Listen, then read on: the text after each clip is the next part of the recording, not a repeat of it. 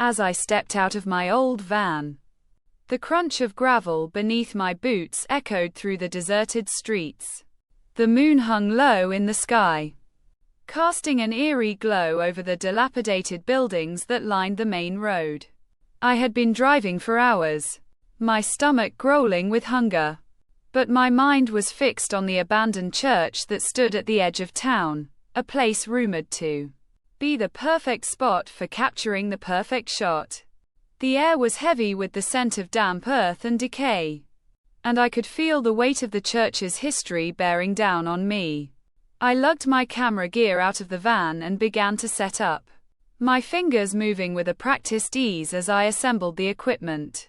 The silence was oppressive, broken only by the distant hooting of an owl and the occasional creak of a tree branch. I raised my camera to my eye, adjusting the lens for the perfect shot. The church loomed before me, its stone walls seeming to absorb the faint light that filtered through the overcast sky. I snapped a test shot, and as the shutter clicked, I felt a shiver run down my spine.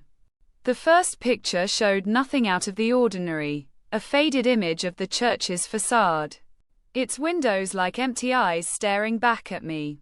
But as I continued to shoot, I began to notice something strange. Every picture I took showed a figure standing just behind me, a figure that didn't seem to be there.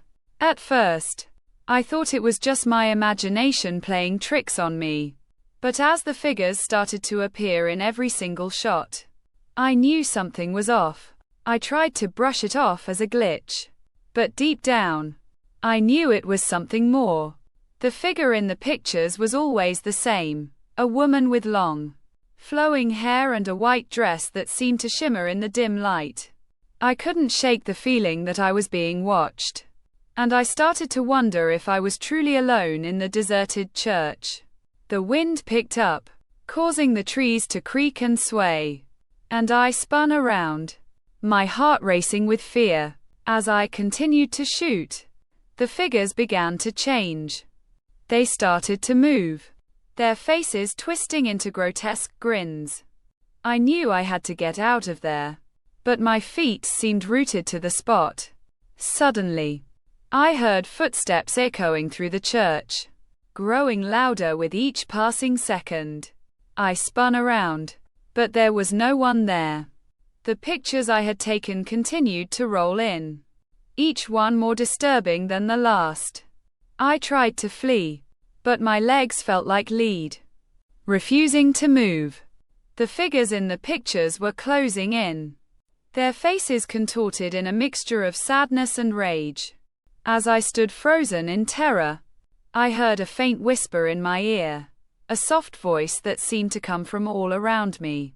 "You can't escape the shadows," it whispered.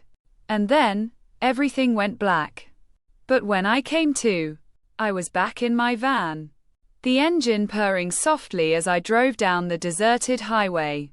I looked down at my camera, and my heart sank. Every picture I had taken that day showed a single figure standing in the back seat, a figure that looked eerily like me.